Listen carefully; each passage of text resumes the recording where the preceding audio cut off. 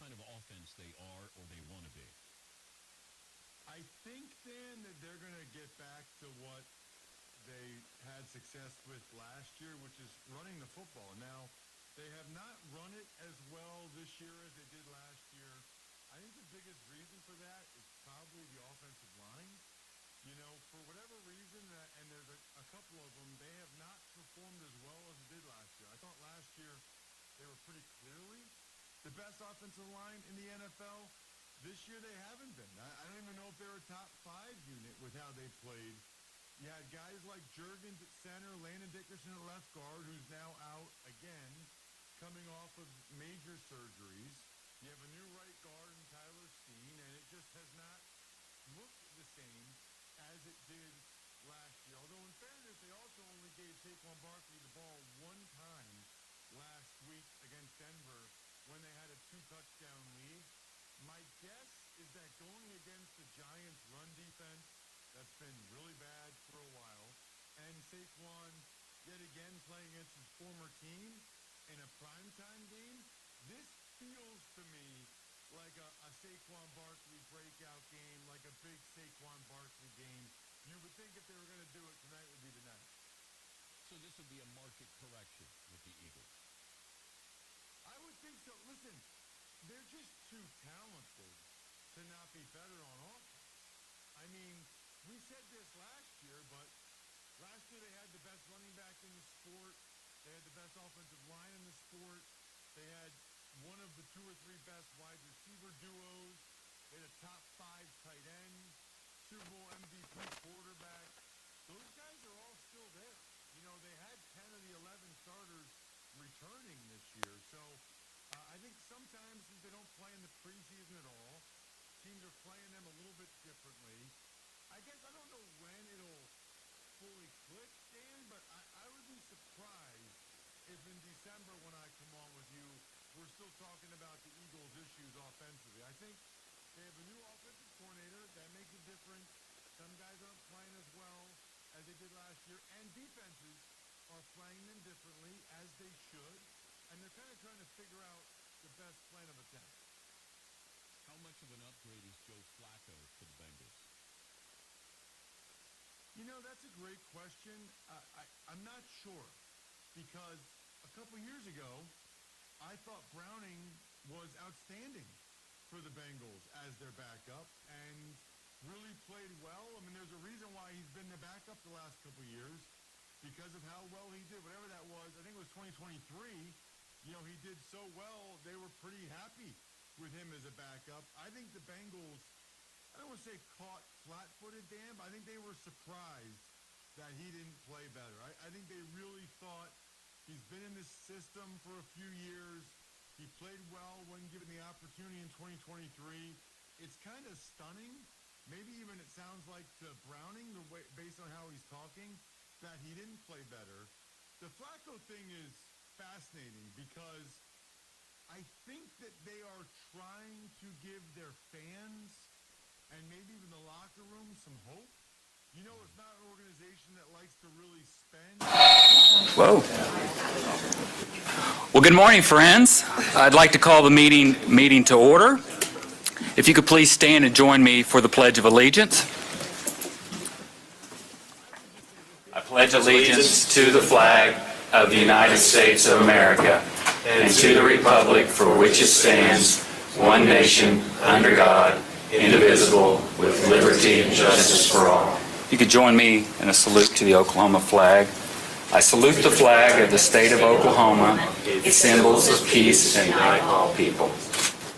You could just join me in a moment of silence, please.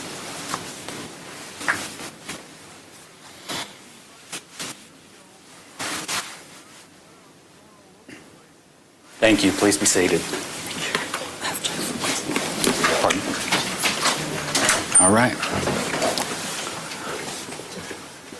Jennifer, could you call the roll, please? Vandehan? Here. Guthridge? Nofire? Here. Bobeck? Here. Carson? Here. Tinney? Here. Superintendent Fields? Here.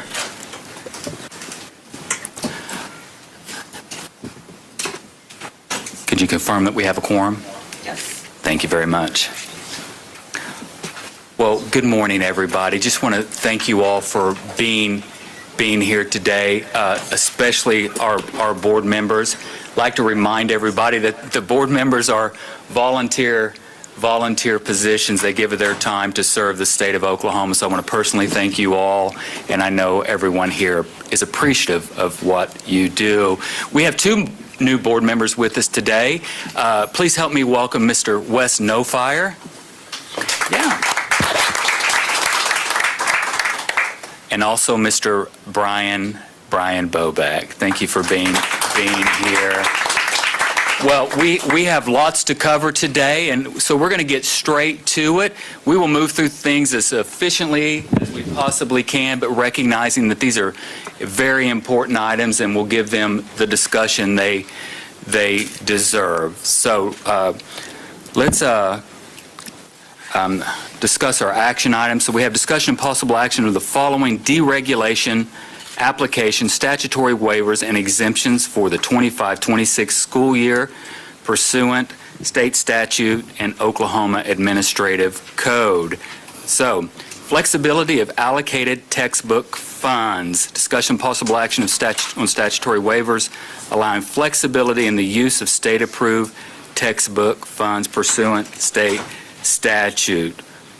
Board members, did you have any questions or comments about the flexibility of allocated state textbook funds? Superintendent Fields, I just have a general question, and I don't want to belabor the issue, but clearly the understanding is the state appropriates and allocates funds for textbooks. Some schools don't feel they need those funds for textbooks. My real question, and maybe we can address this in the budget conversation, is how much money is the state allocating for textbooks? And I hearken back to when I was in school, which I realize was in prehistoric times. But our textbooks, we had to tape the covers back on them. We had to buy, covers to put on them to protect them. We had them for years. And when my kids were in school, I'm like, wow, they all have new textbooks. So it seems like there's a lot of funds used for textbooks, but I'm not really clear how much. So maybe in the budget conversation, we can discuss how much funds are used for textbooks, how frequently we purchase textbooks. And I've had discussions with superintendents that say every time we approve new standards, that drives new textbooks. So really the discussion is are we doing it as efficiently as we could? Yeah, fair point, and I would agree. We can have those conversations in the budget meetings. I don't know the answer to how much we have in textbooks. So these funds haven't been spent on textbooks, but the schools have to agree that they've bought the appropriate textbooks. So maybe they are recycling them and using them. So those are some questions we can certainly find out. But point taken. So thank you, sir. Any other questions or comments? Yeah, I did have a question in regards to SD's oversight of the reallocation of the money. Is that who's watching over the money being spent for what it's being asked to be spent on? Yes, that's a great question. So Dr. Hembry also happens to be over all of the accreditation issues as well. And so she and I had a conversation about that. And we think the smartest thing to do is there are already RAOs in place that are assigned to every school. And so we think the smartest thing to do is that because there's already an assigned RAO, to have that person from her department to sort of serve as a follow-up or kind of oversight to ensure us and you all that they're using the money for what they say they are. Jackie, pardon me, REO. Our regional accreditation officers. So we have regional accreditation officers for each district, and they're the point of contact, all things related to accreditation. Okay. I noticed that the different districts that have applied have put different reasons for what they want to use the money for. So in making the motion, I would probably be most comfortable it'd be specific to exactly what they stated, and then actually have your REOs hold accountability that way. So I don't know the best way to do that, but So we can do it one of two ways. And if you'll see on the agenda that I provided for you, I put a sample motion, and the language of that sample motion says use of textbook funds solely for the purposes stated in the request to the Board of Education. That could cover it. Alternatively, it is solely your discretion. If you want to piecemeal it out, you're certainly well within your discretion to do that. We approve X school to use their textbook funds for X thing. It's purely a matter of what you want to do and time, I suppose. So we could actually use that motion, but could we add that the RAO would be required to follow up on that and make sure the funds were used for that specific thing? Yeah, absolutely. Okay. Perfect. Yep. We have a motion, Mr. Boback? Yes, sir. I make a motion that we approve the statutory waivers allowing flexibility in the use of the state appropriated textbook funds solely for the purpose stated in the request to the State Board of Education, and that the RAOs would be accountable to follow up with the state board for those funds. Thank you for that. Do we have a second? I second. Thank you very much. We have a motion and a second. Any discussion? Hearing none, call for the vote. Or, yes, that's right.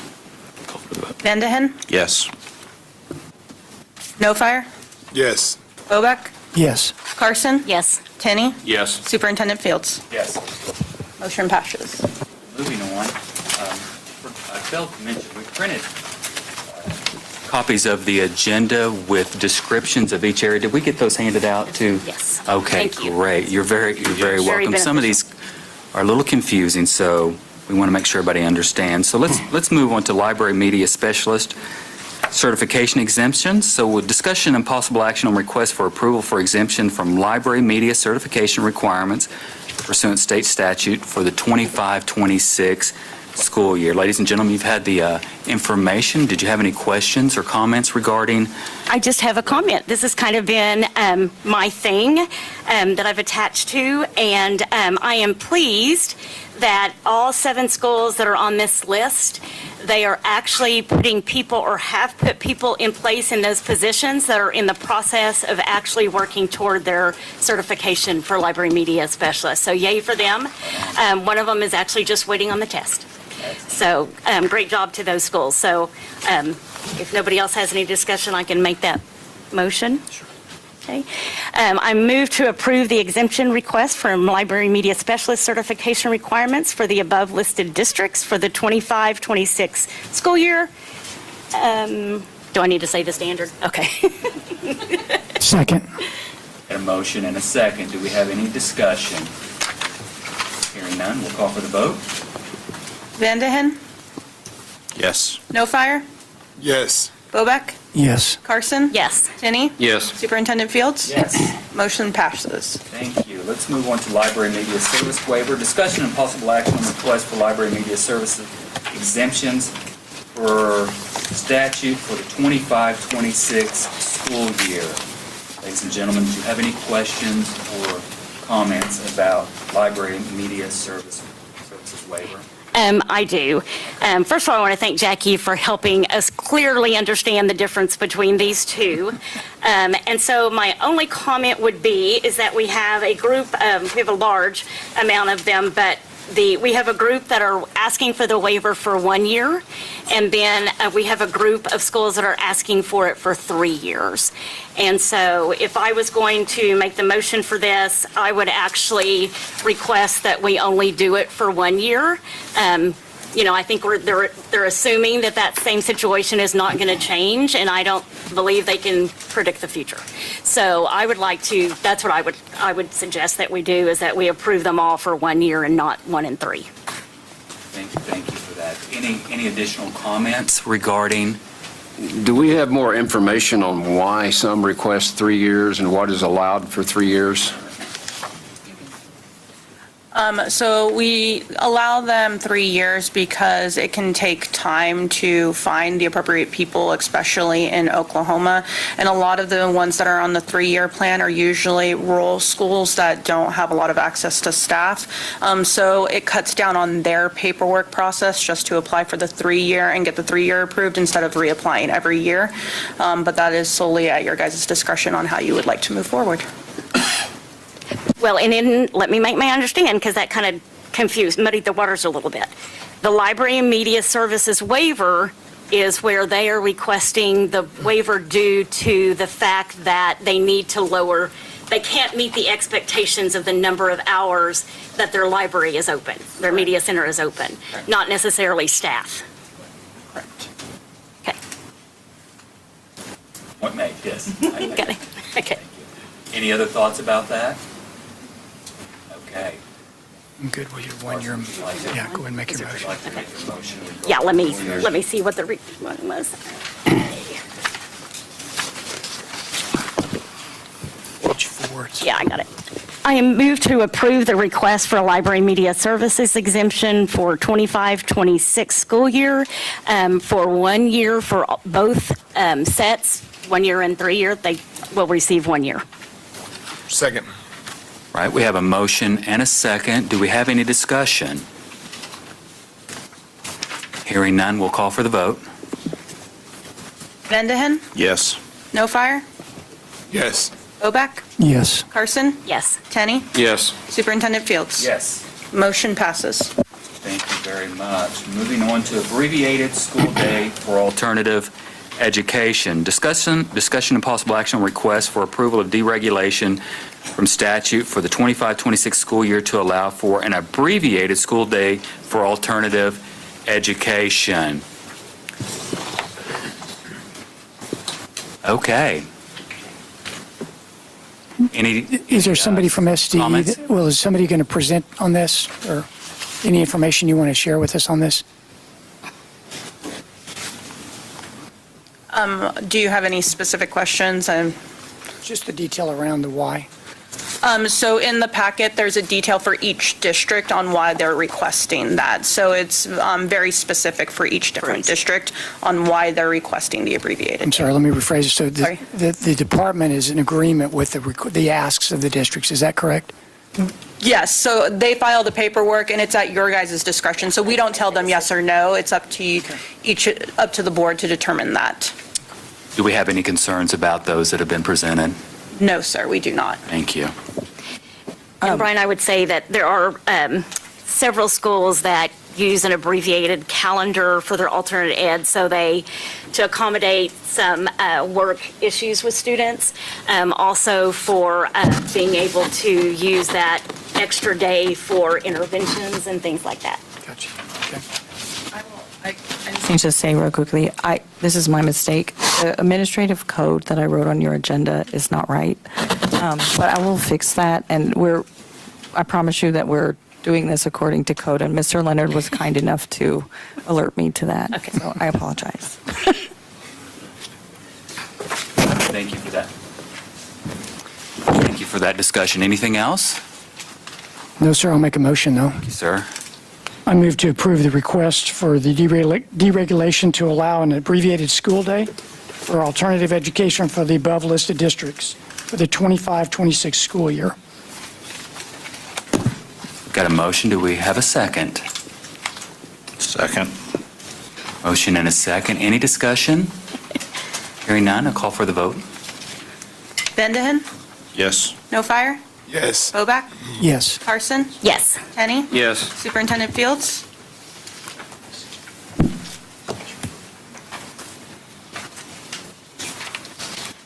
Yes.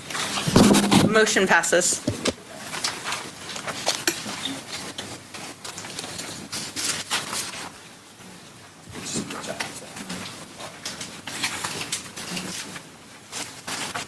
Just a moment, everybody.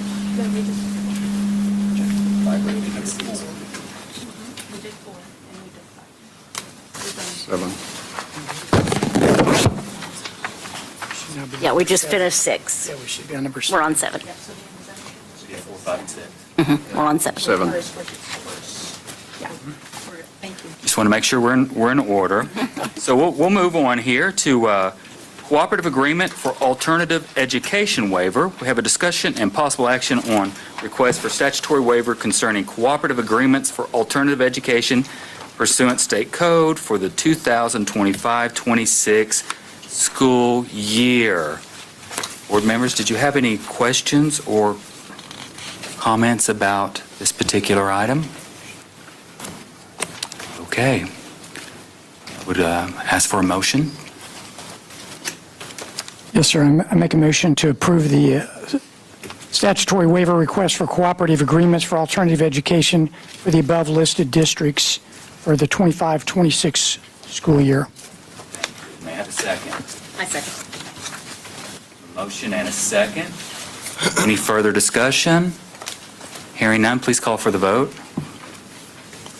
Vandehen, Yes. Nofire, Yes. Hobeck, Yes. Carson, Yes. Tenney, Yes. Superintendent Fields. Yes. Motion passes.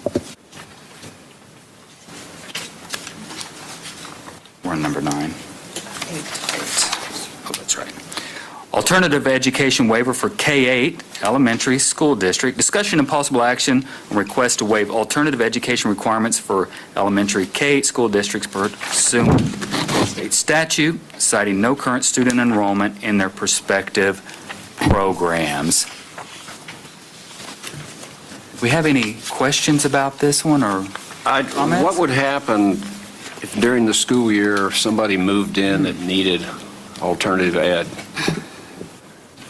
The district would have to be required to meet the needs of that student, and they actually have plans when they apply, that says what they would do in that case. Thank you. So it's part of the waiver? Yes. Okay. Thank you. Any other questions or comments? I have a motion.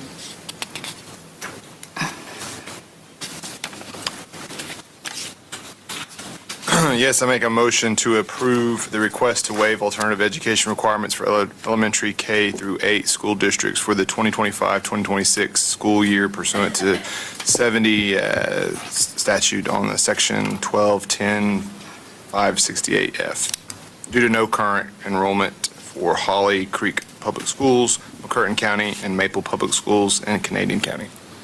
Thank you, Mr. Nofire. Do we have a second? Second. I have a motion and a second. Any discussion? Hearing none, we'll call for the vote. Vandehen, Yes. Nofire, Yes. Hobeck, Yes. Carson, Yes. Tenney, Yes. Superintendent Fields. Yes. Motion passes. Thank you. Item 9, accreditation warnings. Discussion and possible action on issuing accreditation warnings to the following schools pursuant statute. We have some accreditation warnings. You've had the material in front of you. Is there any questions or comments about those particular schools under this item? I have a comment, and I think I've had all my questions answered, but comment to begin with. I think I can probably speak with several board members here that we do, or I do, because I won't speak for them, have concerns about the validity of this process because of the former leadership. We were aware of some situations in which this particular item or accreditation was used as a tool to harm. And so going into this, I'm just going to have good faith that these were done properly within the procedure of accreditation. And so I'll just make that comment. I know in the future, we're going to have great faith that it's being handled properly. And so going into that, what I would ask, going over these, I had another 3 o'clock in the morning going over all the details of these, but this is the first time we've seen accreditation. Probably should have seen it in July or August, was my understanding. But I believe that probably the most efficient way to handle this is to group these schools into 3 different categories and make the motion that way. The first category would just to be to give this particular group of schools a accreditation with warning as suggested. And I can say those schools, if you want me to do that now, that would be Fletcher, McAllister. There's 2 that I'm going to talk about that I have on that list, but I want to go into further detail. Gypsy and Chelsea, Veneta, and Wagner. There are 2 other schools that I would put on that list, but I have some concerns about. One would be Grandview. There are 2 areas of discrepancy, or because they're getting the warning, or because they exceeded administration cost. And they also underpaid their teachers below the state minimum, and that bothers me a lot. And so I just wanted to put that comment out there. The other one was Straight also was underpaying their teachers below the minimum standard. So even though I'll add them to the list, I wanted to put that out there. That's concerning to me. On the other group would be, there are 6 schools who did not meet the proficiency standards for either math or reading or both. And so my suggestion is that we table, and they, from what I can tell, and Jackie, you can answer this if I'm not reading this correctly, is that when the accreditation team met with them, all I saw was that the school district came back and said that we'll have a plan. We'll implement an intervention. But there was nothing specific of what that plan would be, or how they were going to use that data to see if they were being efficient in doing so and getting off of that improficient list. So what I would suggest on those 6 schools is that we table them on the accreditation until they can actually submit a formal plan to the RAO that shows specifically what they're going to do, what intervention they're using, what program they're using, and so that we can actually see the details of that plan so that we know they're going to do what they say they're going to do. Thank you, and I think that's a great idea, and I appreciate that. The only thing I was going to say is, for me and for my note take, can you repeat the names of the schools? I haven't given them to you yet. Okay, so that would be, and have never heard of this town, so I'm probably going to butcher it. It's number 1. I'll just say that. Bakoshi, thank you. The next one would be the Cherokee Immersion, HIP in Tulsa, Optima, Peavine, and Western Heights. So you would move to table those? I would move to table those until they can submit a formal plan to the REO showing specifically what they're going to do. Ms. Carson, so I certainly understand your concerns and thoughts about that. It would be my understanding that what you're requesting for number 3 would be against traditional operating procedures here at the State Department versus just saying, we'll submit a plan. You want the specific plan. Am I understanding correctly? What kind of challenges or concerns would we have about that? So that's actually something that the RAOs actually do already. So all the accreditation letters and warnings, once they're approved, we've already had discussions with the schools about those things. And so they already know that they're on this list. And so that is part of the work that they do. So our RAOs are there to support them. And then there are other divisions in OSDE that help coordinate those processes, but it is something that they are supposed to do, is submit those plans already. So it's part of our operational process. So supposed to and required, I'm thinking, are 2 different things. From what I read, the reports that we were given from the accreditation office was it just says they'll do an intervention. They'll have a plan. So, Well, I don't see any harm in then tabling them. If we have plans, we can certainly just review those next month. Yeah, if they have already submitted it, that's great. Just get it to us. Would that be okay? And we did that. I think we did a similar thing with the library, a couple of them. Yeah, we did. Yeah, where they we had just to tabled it and we table- said, yes, can we get the exactly. plan in? And we did that. And then the last group would be a couple of charter schools, and I'm going to I think Brian wanted to address that, and so I'll let him address that, and then I'll talk about what I think we should do. I actually have a question on specifically on Insight Charter. Correct me if I'm wrong, but that is, if not the largest, one of the largest alternative schools in the state. Is that correct? It is? Okay. So my question would be, is I'm trying to get the right words here, but the way in which criteria that we're evaluating the schools for their accreditation, is it any different for an alternative school versus a non-alternative? And if not, should it be? The accreditation is standard. I mean, the alternative ed schools have items that they have to submit extra because of the different areas that they cover. But each school, we hold all the schools to the same standards, depending on what category they fall into. So we have like the public schools and the charter schools. So even as a charter school, they have their own set of accreditation standards that they have to meet. I guess where I'm going is if a student is at the alternative school, in my mind, that's kind of their last stop, right, or hope. And therefore, they've obviously had some difficulties in their academics already. So I would challenge us to look at that and say, is there, and I don't know if this is a lawmaker issue, but from what you're saying, if the statute speaks to it, but that we evaluate those alternative schools differently simply because we already know there's a pattern of academic issues for the students that are there. Does that make sense? Versus just saying they're not meeting the criteria and therefore now we're going to put them on a warning. And I can give an example of that. One of the schools is Lamont. I think it's international something.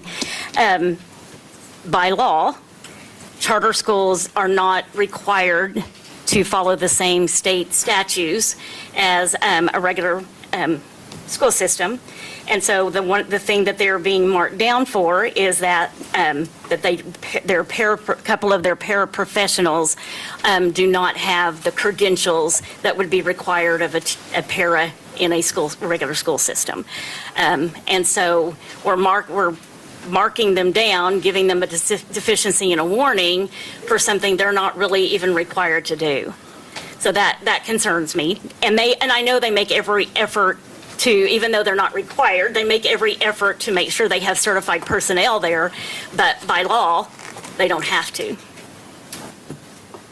So the charter schools are exempt from some state statute, but not all state statutes. So there are still state statutes that they are required to meet. And so it is my understanding that this particular one is one of the state statutes that they are required to meet. Okay, but they don't have to do it for teachers, but they have to do it for paras? That's my understanding, ma'am. Interesting.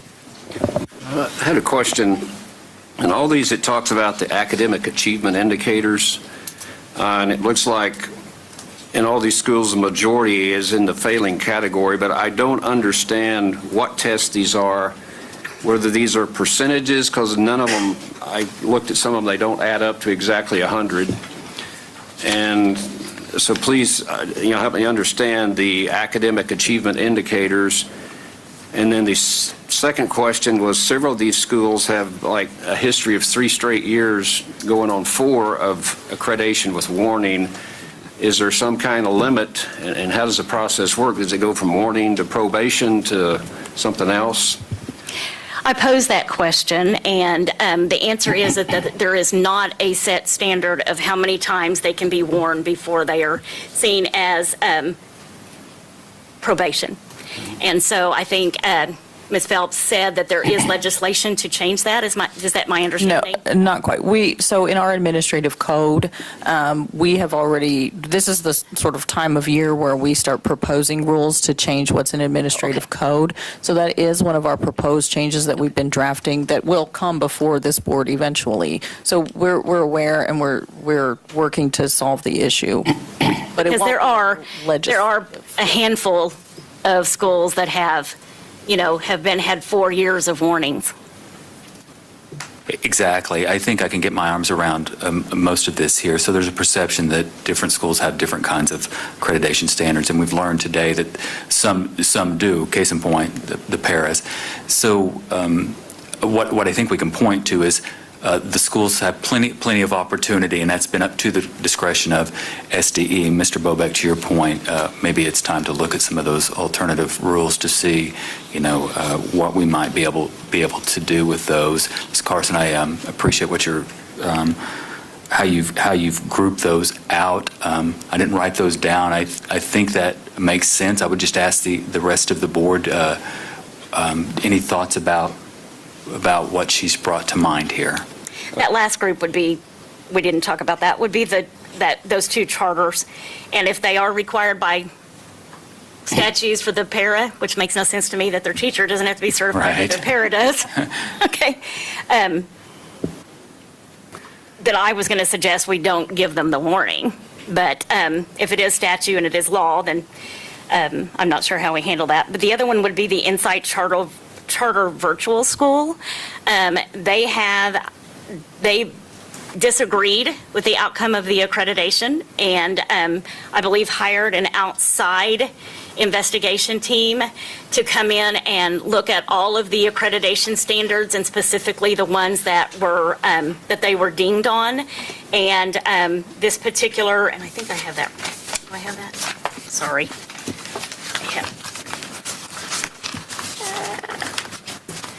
I have every report here, so give me just a second.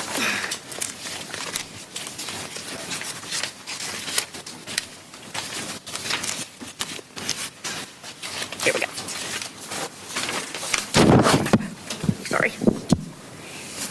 They hired because what they were deemed on was that they weren't meeting the criteria for alternate ed for student intake.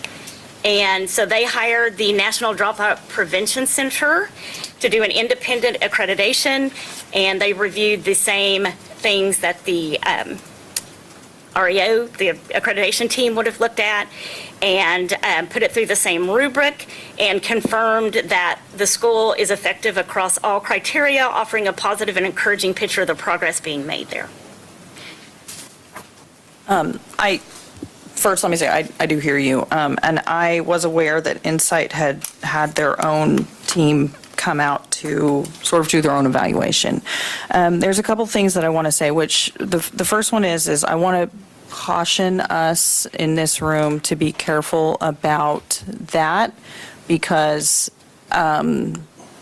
essentially what we kind of end up with is one or two board members having information that is not what all of the other board members have. I think we all got it. I'm pretty Right. And even that being said, I think what we need to understand here is that there is an appeal process. And so I know that I personally have a meeting set up with the team from Insight for next week. That's what I was going to ask next. And so to discuss some of these things. The only thing that I would caution us as a group and as a team in here moving forward is that, in my opinion, in my legal opinion, that information would have been more appropriate to be presented in the appellate stage as opposed to before the warning was ever issued, if that makes sense. And so, and I absolutely understand and I respect that, your constituents want to reach out, and that is your job and your role, but I do want to be careful about sort of jumping the gun, right? in that being said. So Insight will have its proverbial day in court, right? We will hear them and we will all come to the table, and I'll be in on those meetings, as will the accreditation team and their team. That being said, it's still solely up to the discretion of this board what you want to do with it. But I do want to give you guys confidence that we do have, if any school, not just Insight, takes issue with whether or not they're going to get a warning, there is a process for them to appeal that. And I would just like to make sure that, we can kind of come to an understanding and an agreement that process, we need to maybe follow it just in case if something else were to come up, if that makes sense. So I make no recommendation as to what the board should do, but just to give you that information. What you're saying is that Insight, the letter was not necessarily following the process. They should have gone through the appeal process. Yes. Okay. And also, I'm still back to my question about the test. Somebody can explain that? Oh, the percentage. Yeah. Or just what they mean, what tests they are, and what basic, below basic, and all that means. I don't have that information from me, but I can definitely get it to you, sir. Sorry. Thank you. If, ma'am, I can make a suggestion. We can, if you want that information before you make your decision, we can sort of maybe temporarily table, and like we, remember, as we recall, I think we did that before, and we kind of came back to it at the end of the meeting. Just a suggestion, and then Superintendent, of course, whatever you want to do on that. Well, I guess I would like to ask, on all 16 of these, is there any essence to get this done? Or, I mean, if we table this with questions, can we readdress this? Is anything going to happen if we don't vote on these 16 today? No, there's not, it's only for our records and to help get the schools going. Our accreditation team is moving into the next accreditation cycle already. That opened on October 1. So it's just taking the findings from last year. So if you guys need clarification about anything or you want more information, we can table it, and it's for records, is what it is. I will, Mr. Vanahan, we're kind of in a unique situation this time too, because we have another meeting Right. coming up. So we could even table it to the regular meeting if you all want to. Yeah, well, I guess I have one other question, because at this point, I think I'm leaning towards tabling it, but in all of the write-ups, most of them talked about the accreditation team meeting with the superintendent, and I think most referenced the school board president. Do we know, has the school board addressed this in a local school board meeting, or are these just private conversations? So those conversations are just with the accreditation team and superintendent and the board president. If the board president takes it back to their board, that's at their discretion. We don't follow up with them on that. And all of these meetings happened at the end of August and September, so a lot of those boards just probably had their most recent board meeting since our team has met with them. Right, and I appreciate the timing of that. Some of these schools, though, have 3, 4, and I think one has 5, and there's no reference that the local school board has taken any action on any of these. And so I just wonder if we're really forcing the local school boards to manage their schools. So I think I would like to understand, on each of these, particularly that it's not the first time, what actions have the local school boards taken to ensure the corrective actions are happening?